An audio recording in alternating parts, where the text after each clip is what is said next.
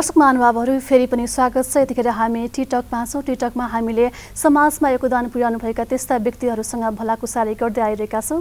यसै क्रममा आजको बसाइमा हामीमा हुनुहुन्छ कैलपाल हस्पिटल एन्ड कलेजका निर्देशक, त्यसै गरी forum for health and technical science Lumbini प्रदेशका उपाध्यक्ष रेवती सिंह। आउनुहोस्, उहाँलाई स्वागत गरौँ। स्वागत छ म्याम। धन्यवाद।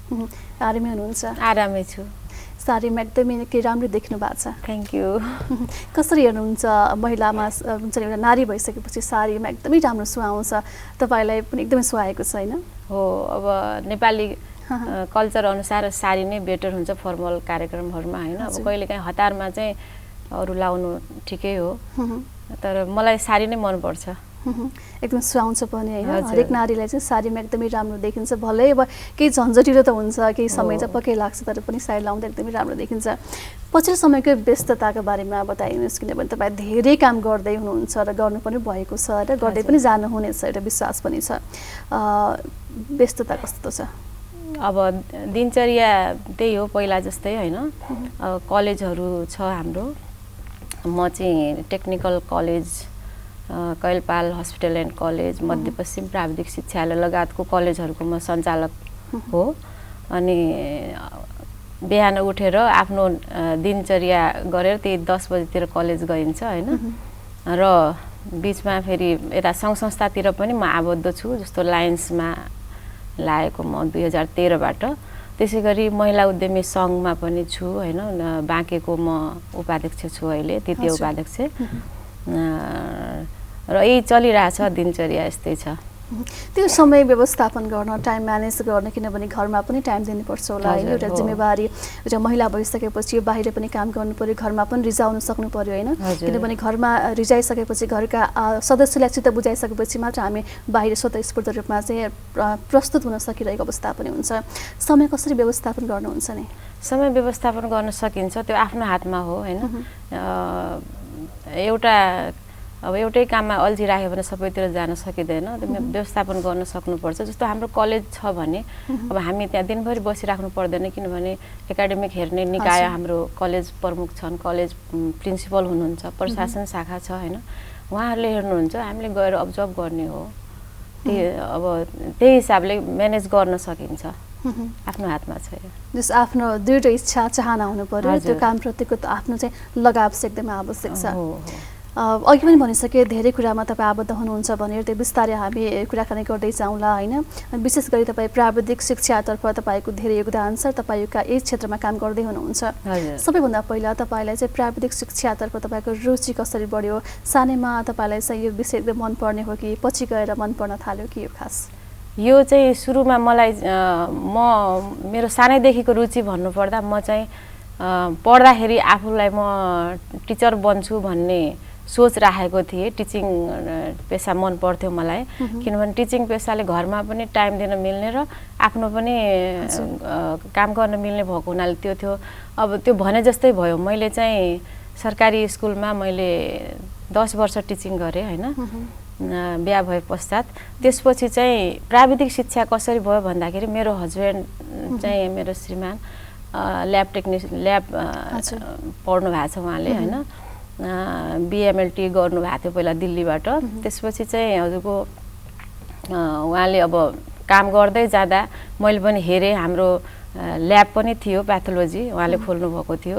यो देख्दा मलाई रुचि बढेको टेक्निकल एजुकेसनतिर। तर हामी पढ्दाखेरि हामी अब सामान्य पढ्दाखेरि त्यो टेक्निकल एजुकेसन भन्ने थिएन। त्यतिखेर हामीले साधारण शिक्षा नै पढेको हो र म टिचर पनि भएर काम गरिसकेको मान्छे हो।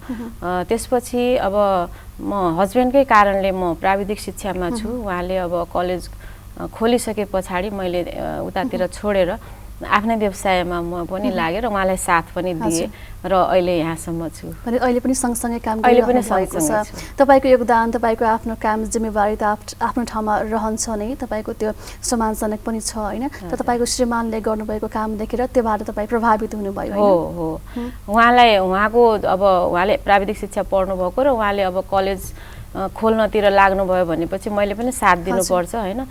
म एकातिर टिचिङ गर्ने, उहाँ एकातिर काम गर्ने भएपछि त्यसरी चल्दैन भन्ने हिसाबले चाहिँ हामीले सल्लाह गरेरै मैले टिचिङ छोडेँ र यो क्षेत्रमा आएँ म। अहिले हुन त अहिले तपाईँ एउटा स्थानमा पुगिसक्नु भएको छ है, धेरैको प्रेरणाको स्रोत पनि हुनुहुन्छ।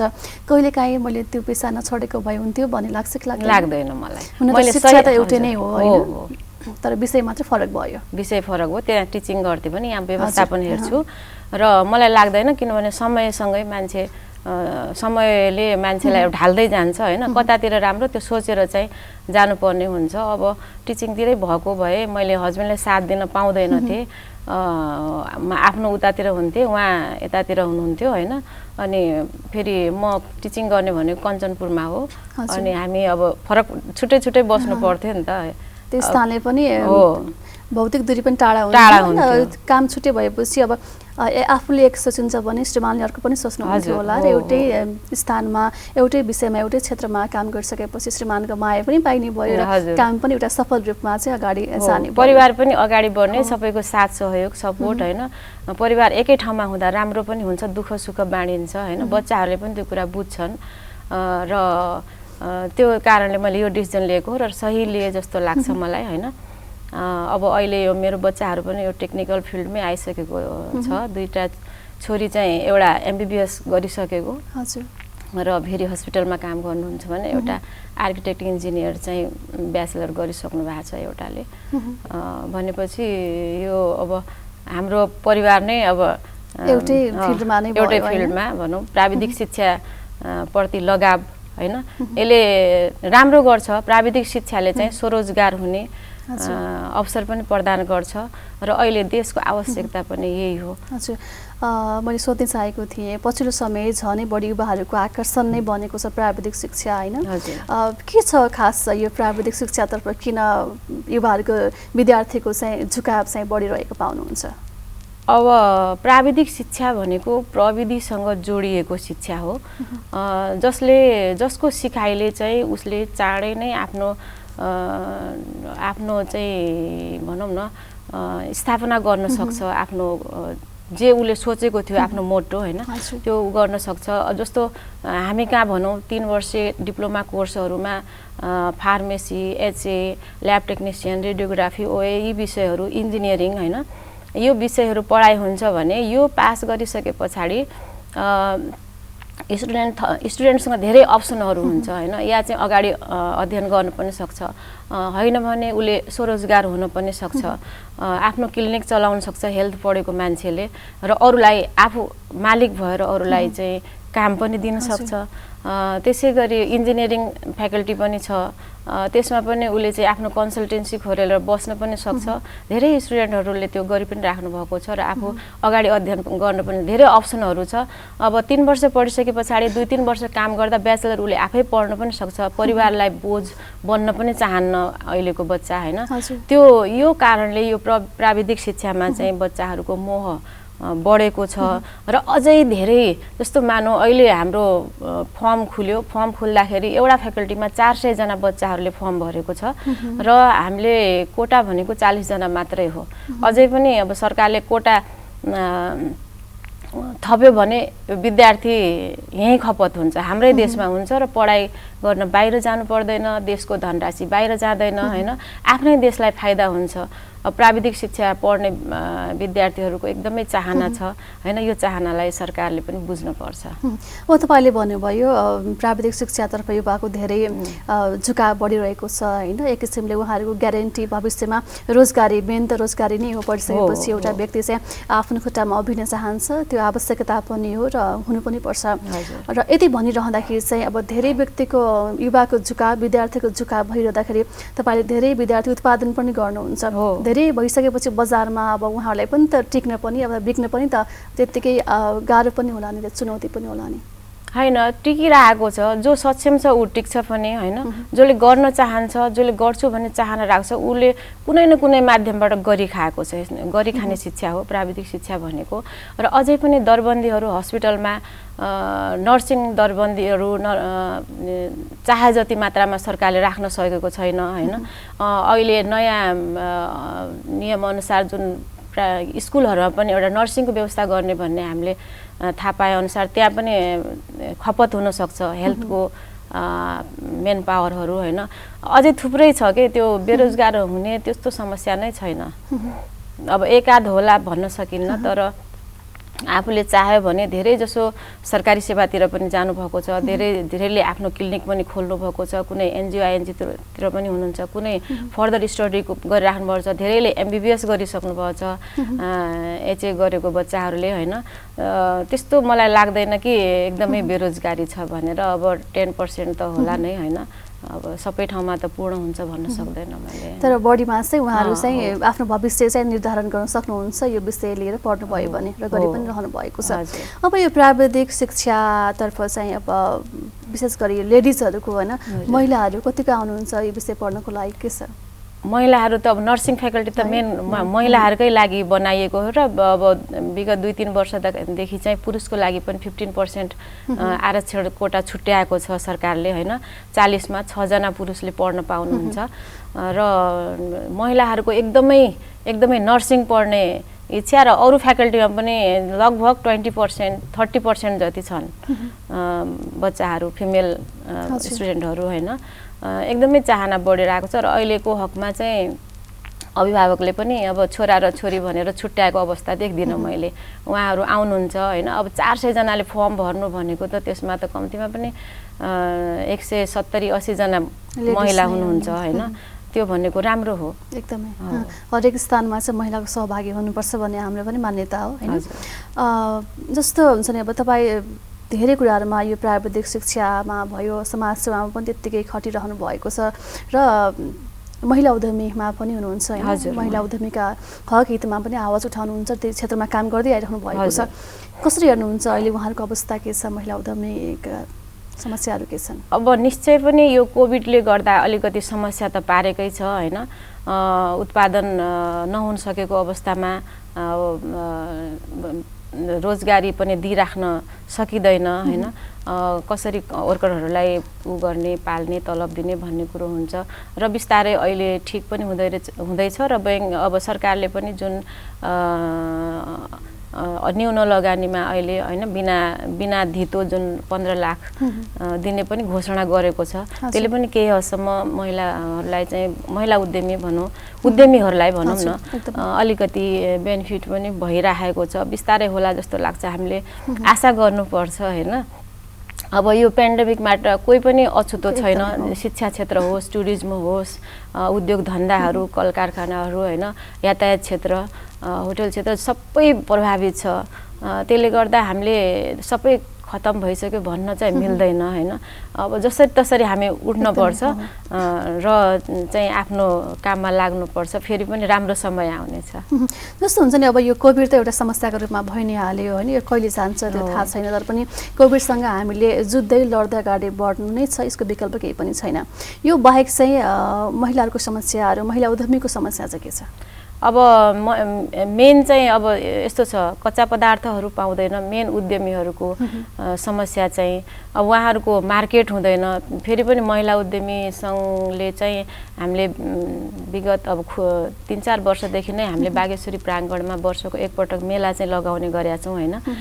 नेपालगञ्ज उपमहानगरपालिकाको आर्थिक सहयोग रहन्छ, त्यसमा हामीलाई जो सहयोग गर्नुभएको छ र हामीले स्टल दिन्छौँ, फ्री स्टल चाहिँ र 7 दिनको हामीले मेला लगाउँछौँ होइन। त्यसबाट पनि अलिकति मार्केट डेभलप हुने हो। त्यो चाहिँ अब हरेक निकायले यो सोचेर सानसाना उद्यमीहरूलाई यसो मार्केट प्रोभाइड गराइदिने हो भन्ने चाहिँ राम्रो हुन्थ्यो होला भन्ने लाग्छ। हामीले आफ्नो तर्फबाट सके जतिको हामीले पहल चाहिँ गरिराखेको छौँ होइन। उहाँहरूलाई अब यो कहिलेकाहीँ नगरपालिकासँग समन्वय गरेर ट्रेनिङ दिने लगायतका कुराहरू र बजारका कुराहरू होइन, हामीसँग अब सल्लाह लिन आउनेलाई उचित सल्लाह दिने यस्तो काम चाहिँ हामीले गरिराखेका छौँ। र उद्यमीहरू पनि धेरैजसो उद्यमीहरूले त 30-40 जनालाई नै रोजगार दिएर राम्रो काम गरिराख्नु भएछ बाँकीमा होइन। यो उहाँहरूलाई पनि मान्न पर्छ यो काम गरेकोमा चाहिँ। र यस्तो उद्यमीहरूलाई अब सरकारले पनि हेरिदिनुपर्छ कि कर्जा, सुलभ कर्जाहरू होइन, सहुलियत कर्जाहरू के कस्तो छ भनेर हेर्न पर्ने हुन्छ। हामीले आवाज उठाउने ठाउँमा चाहिँ उठाइराखेका छौँ। जस्तो अब कोरोना कारणले गर्दाखेरि चाहिँ धेरै उद्यमीहरू चाहिँ उहाँहरूले आफ्नो पेसा पनि छोड्नु पर्यो होइन, पेसा छोडेर आफ्नो जिल्लामा पनि फर्किनु भएको छ भने कसैले यो पेसालाई नै विस्थापित गरेर अब के गर्ने भन्नेमा पनि हुनुहुन्छ। त्यस्ता महिला उद्यमीहरू जसलाई चाहिँ सर्भाइभ गर्नु छ तपाईँहरूको भूमिका चाहिँ कस्तो रहन्छ? अब पेसा छोडेको भन्दा पनि अलिकति उत्पादन कम छ होइन उहाँहरूको। अब त्यो सबै क्षेत्रमा त्यही छ हेर्नु, टुरिज्ममा पनि त्यस्तै छ, अहिले होटल व्यवसाय पनि चलेको छैन होइन। अब जसरी तसरी बाँच्ने अहिले होइन। अब मान्छेले एकदमै आत्तिएर पनि हुँदैन होइन। अब संसार नै यही चलिरहेको छ। अब 2 वर्ष भइसक्यो हामीलाई योबाट ओभरकम आएका छैनौँ होइन। त्यसले गर्दा हामीले धैर्य गर्नुपर्छ र धैर्य नै सबैभन्दा ठुलो औषधि हो, धैर्यता। पक्कै पनि अब कोरोनाले हामी सबैको जीवनमा कहीँ न कतै रूपमा प्रभावित परेका पनि छौँ होइन, यो कहिलेसम्म थाहा पनि छैन। तपाईँको जीवनमा या पनि तपाईँको प्राविधिक शिक्षामा पनि अलिकति प्रभाव पारे नै होला? एकदमै प्रभाव पारेको छ। अब कलेजहरू बन्द भयो कि भएन? कलेज बन्द भयो। हामीले चाहिँ अब स्टुडेन्टहरू हाम्रो 3 वर्षे कोर्स हुन्छ। 3 वर्षे कोर्स भनेको 36 महिना हो र 36 महिना बितेर अहिले 42-43 महिना भइसक्दा पनि यो स्टुडेन्ट हाम्रै कलेजमा छन् होइन। उहाँहरूको अब 3 वर्षे कोर्स चाहिँ 4 वर्ष जाने हो 5 वर्ष जाने हो थाहा छैन अहिलेसम्म। अब फर्म खुले अहिलेसम्म इक्जाम भइसक्नु पर्ने, जस्तो 3rd इयरको इक्जाम भइसक्नु पर्ने, 2nd इयरको इक्जाम भइसक्नु पर्नेमा अहिलेसम्म फर्म खुलेको छैन भने त्यो यसले गर्दा पनि हामीलाई मारमा परेको छ होइन।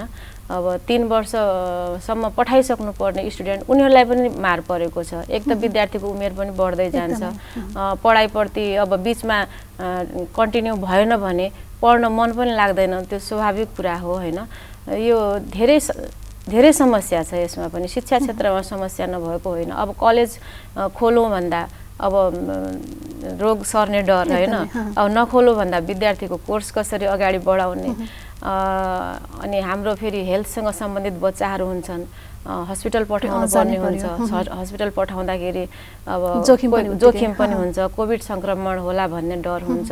धेरै नै समस्याका बिचमा हामीले काम गरिरहेका छौँ। अहिलेको अवस्थामा कलेज खुलासकेको छैन किनभने अहिले विद्यालयहरू पनि खुलिरहेको छ होइन, अहिले के छ अवस्था? अहिले त चाहिँ हाम्रो पुरानो स्टुडेन्टहरूको कोर्स कम्प्लिट भएर कुनै अब हस्पिटल ड्युटी गर्दै हुनुहुन्छ भने नयाँ स्टुडेन्टको भर्खरै फर्म सिद्धिएर रिजल्ट आउट भएको छ। अब भर्नाको प्रक्रियामा छौँ। आशा गरौँ छिटोभन्दा छिटो चाहिँ यो सबैको यो हुन्छ नि असहज वातावरण छ, यो सहज होस् भन्ने कामना पनि छ। भगवान्सँग हामीले प्रार्थना पनि गरिरहेका छौँ। तपाईँ लायन्स क्लबमा पनि आबद्ध हुनुहुन्छ होइन, विभिन्न सङ्घ संस्थामा पनि आबद्ध हुनुहुन्छ, सामाजिक कार्यमा पनि उत्तिकै सक्रिय हुनुहुन्छ। त्यतातिर रुचि चाहिँ कसरी बढ्यो?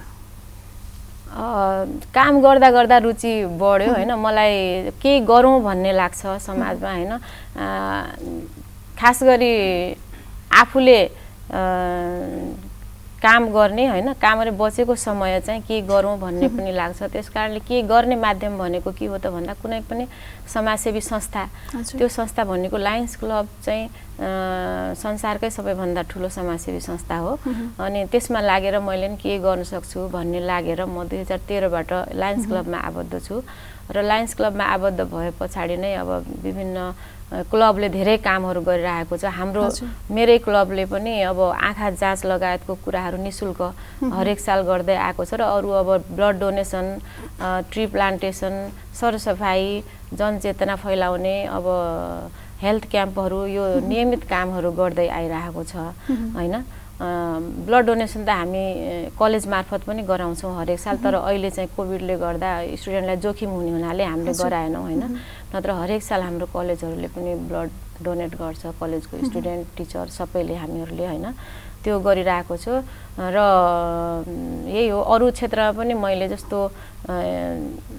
मलाई लाग्छ अब जस्तो कुनै आर्थिक अवस्था कमजोर भएको स्टुडेन्टहरू छ भने अब मैले आफै पढेको स्कुलमा पनि मैले एउटा अक्षय कोष एउटा राशि चाहिँ गराएर त्यहाँ अलि जेहेन्दार र गरिब विद्यार्थीहरूलाई केही सहयोग होस् भन्ने हिसाबले पनि गरेको छु है।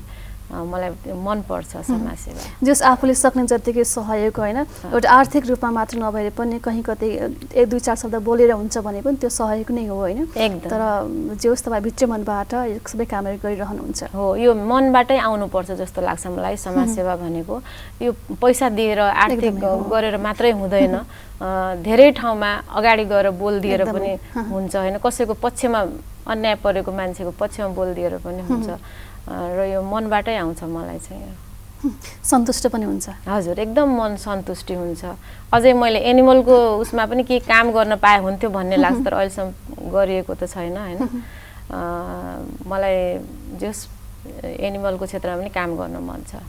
तपाईँको सोच चाहिँ पछि त्यो पनि काम गर्नुहुन्छ? हजुर हजुर, आशा छ त्यो पनि तपाईँको छिट्टै चाहना पुरा होस् भन्ने होइन। जस्तो हुन्छ नि अब तपाईँ एउटा यहाँसम्म आइसक्नु भएको छ, धेरै काम पनि गर्नुहुन्छ, सबै कुराहरू यहाँ नटाउनु पनि सक्ला होइन, कि हामी छोटो समय मात्र छ हामीसँग। चुनौतीहरू पनि धेरै भयो होला, किनभने सङ्घर्षका पछाडि चुनौती धेरै हुन्छ, बाधा अड्कन पनि आयो होला जीवनमा। फेरि सम्झौँ न तपाईँलाई चुनौतीहरू कतिको भोग्नु पर्यो? जीवन भने एउटा सङ्घर्ष नै हो। सङ्घर्षशील हामी नमरुन्जेलसम्म हामीले सङ्घर्ष गरिराख्नुपर्छ होइन। यो हामी मान्छे हो, संसारको उत्कृष्ट प्राणी भन्छ। अब सङ्घर्ष हुन्छ, सानो स्केलबाट काम थालेको हामीले होइन। अब यहाँसम्म आइपुग्दा त धेरै उतार चढावहरू भयो होला है।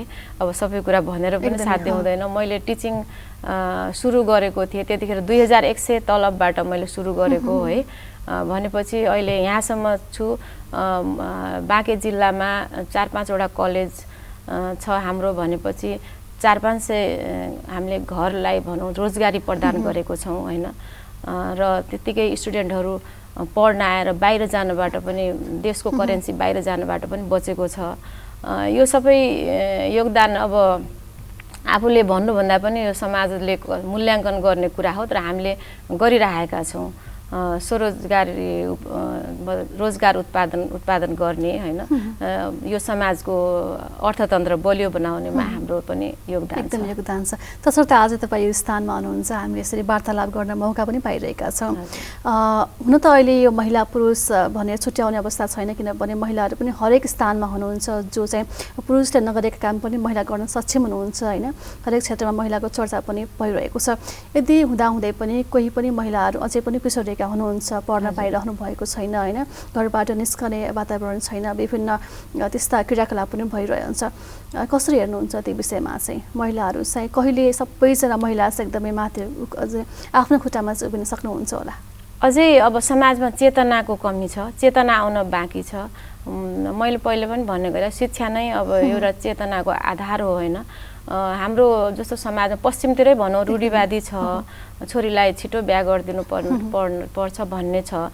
यो कुरा उहाँले जानी बुझेर गर्नुहुन्न, किनभने उहाँले त्यही संस्कार पाउनुभयो भने आफ्नो बच्चालाई पनि त्यही। अब जब सबैमा शिक्षा आउँछ, शिक्षा लिन्छ सबैले, चेतना आउँछ, त्यसपछि मात्रै हामीले यो संस्कारलाई चाहिँ हटाउन सक्छौँ। र त्यसपछि समय बढ्दै अहिले धेरै सुधार भइसकेको अवस्था पनि चाहिँ हामीले हेर्छौँ। म बच्चा हुँदाखेरि लिएर अहिले मैले हेर्दाखेरि मैले धेरै ग्याप पाउँछु होइन। मेरो त भाग्य भन्नुपर्छ, मेरो परिवार राम्रो थियो, मैले पढ्ने मौका पाएँ होइन। सबैले मेरो सँगको साथीहरूले कसैले पनि पाएको थिएन, उहाँहरूको धेरै छिटो बिहा भयो। र यो समयसँगै बदलिन जान्छ, केही समय लाग्छ। र म अभिभावकहरूलाई पनि छोराछोरी दुइटै बराबर हो, दुइटैलाई राम्रोसँग शिक्षा दिनुहोस् भन्न चाहन्छु। अप्ठ्यारो परेको बेला दुइटैले हेर्छन् होइन। त्यही भएर चाहिँ शिक्षाको मामलामा नछुट्याउनुहोस् छोरीलाई पनि भन्न म रिक्वेस्ट गर्न चाहन्छु। सबैभन्दा ठुलो तन्त्र मन्त्र भनेकै शिक्षा नै हो। जबसम्म शिक्षा पाउँछ त्यो मान्छे अगाडि बढ्छ, शिक्षाबाट वञ्चित भयो भने त्यो जीवनबाट पनि वञ्चित हुन सक्छ। हजुर।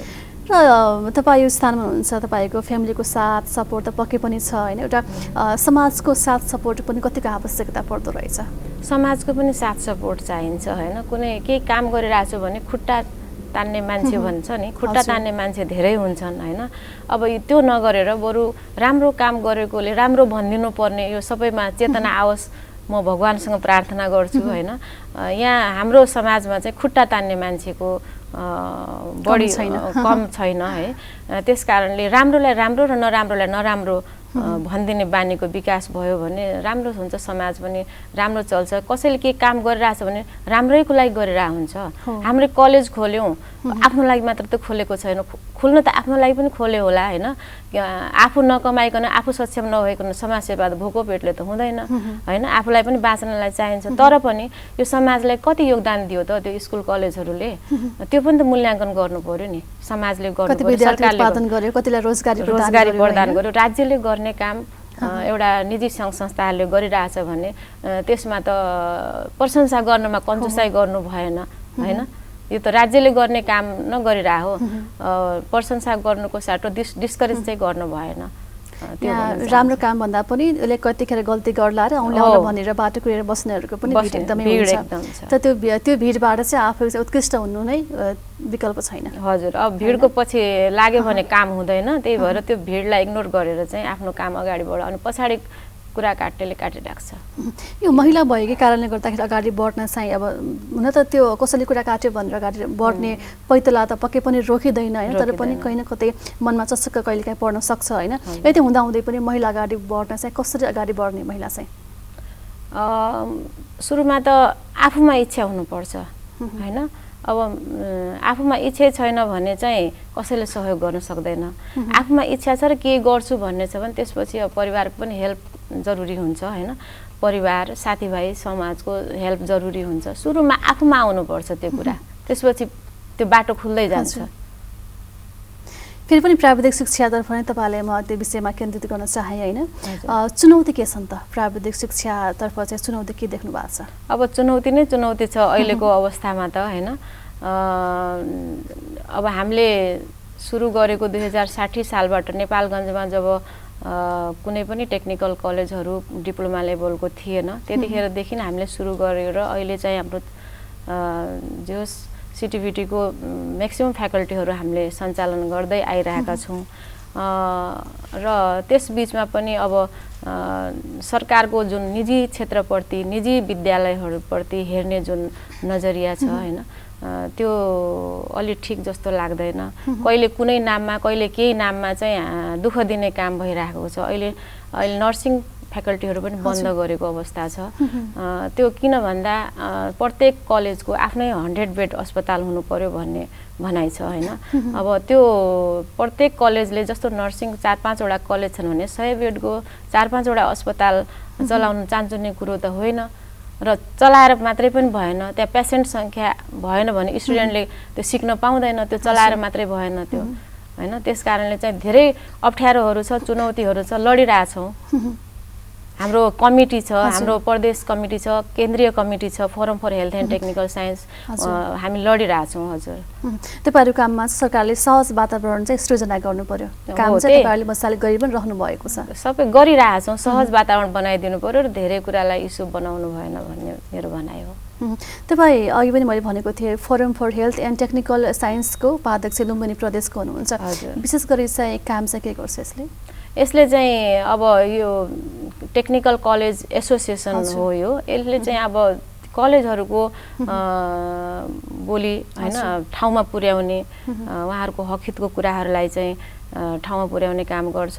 र अब विभिन्न समयमा यो पहिला यो मध्य सुदूरपश्चिम कमिटी भनेर केन्द्रीय कमिटी र 8 वटा चाहिँ क्षेत्रीय कमिटी थियो पहिला। अब अहिले प्रोभिन्समा गइसके पछाडि लुम्बिनी प्रदेश भर्खरै प्रथम अधिवेशन चैतमा भएको थियो र त्यसमा म उपाध्यक्ष भएँ होइन। अब यो यसको काम भनेको त्यही हो, अब हाम्रो जुन हामीले भोगिरहेको पीडाहरू छ त्यसलाई चाहिँ सम्बन्धित निकायसम्म पुर्याउने, लबिङ गरिदिने काम चाहिँ यो कमिटीको काम हुन्छ। जस्तो अब बाँकीमा बसेर यो शिक्षातर्फ तपाईँले धेरै काम गरिरहनु भएको छ होइन, अबको आवश्यकता के जस्तो देख्नुहुन्छ? अबको जरुरी चाहिँ के छ? के गर्दै भने चाहिँ अझै प्राविधिक शिक्षातर्फ अझै पनि विद्यार्थीको झुकाव र उहाँहरूले चाहिँ बजार चाहिँ पाउन सक्ने अवस्था आफ्नो रोजगारीको ग्यारेन्टी हुनेछ हो। यसमा चाहिँ जस्तो हाम्रो स्टुडेन्टको चाप धेरै छ। मैले अघि पनि भने होइन, 40 कोटामा 400 जनाले फर्म भर्छ भने बाँकी 360 जना कहाँ जाने होइन। कोटा पनि सरकारले कोटा बढाउने तर्फ ध्यान दियो भने धेरै स्टुडेन्टको पढ्ने चाहना चाहिँ पुरा हुन्थ्यो होइन। उहाँले सरकारी सेवातिर अथवा आफ्नै क्लिनिक पनि खोलेर सञ्चालन गर्न सक्थ्यो। विगतमा तपाईँको दुर्गम स्थानमा चाहिँ काम गरेर जुन CMANM सरकारले फेज आउट गरिसकेको अवस्था छ र त्यसलाई अहिले अपग्रेडको चरणमा छ होइन। र अहिले यो दुर्गम क्षेत्रमा सेवा दिने भनेको त्यो CMANM थियो जुन चाहिँ सरकारले फेज आउट गर्यो र त्यो क्षेत्रमा चाहिँ धेरै जनशक्ति खपत हुन सक्छ होइन, हेल्थ सेक्टरको जनशक्तिहरू। त्यही भएर चाहिँ यो कोटा चाहिँ बढाउनु पर्यो र विद्यार्थीहरूको पढ्ने हकबाट चाहिँ वञ्चित हुनु भएन। हुन्छ, हामी कार्यक्रमको अन्त्यमा आइसकेका छौँ। अझै पनि धेरै कुराकानी गर्न मन थियो होइन, समयको पाबन्दी लागिसकेका छ। अन्तिममा छौँ, अन्तिममा के भन्न चाहनुहुन्छ? सर्वप्रथम त मलाई यो NTV कोहलपुरमा बोलाउनु भयो त्यसको लागि धेरै धेरै धन्यवाद व्यक्त गर्न चाहन्छु र मेरो मनमा लागेको कुराहरू मलाई व्यक्त गर्ने मौका दिनुभयो। र आउँदै गरेको यो 2078 सालको विजयादशमीको सम्पूर्ण अभिभावकज्यू, सम्पूर्ण दिदी बहिनी दाजुभाइ आमा बुवा र यहाँहरूलाई पनि म धेरै धेरै शुभकामना दिन चाहन्छु। धन्यवाद। धन्यवाद, तपाईँले पनि धेरै धेरै शुभकामना। तपाईँ एकदम व्यस्त हुनुहुन्थ्यो तर पनि हामीलाई समय दिनुभयो, हृदयबाट धन्यवाद दिन चाहन्छु। Thank you. दर्शक महानुभावहरू, आजको टिकटकको बसाइमा हामीमा हुनुहुन्थ्यो कैलपाल हस्पिटल एन्ड कलेजका निर्देशक, त्यसै गरी forum for health and technical science Lumbini प्रदेशका उपाध्यक्ष रेवती सिंह। हस्त आजलाई कार्यक्रमको निर्धारित समय सकियो। हामी एकैछिनपछि जिल्ला अपडेट लिएर पुनः आउनेछौँ, हामीसँग रहनुहोला।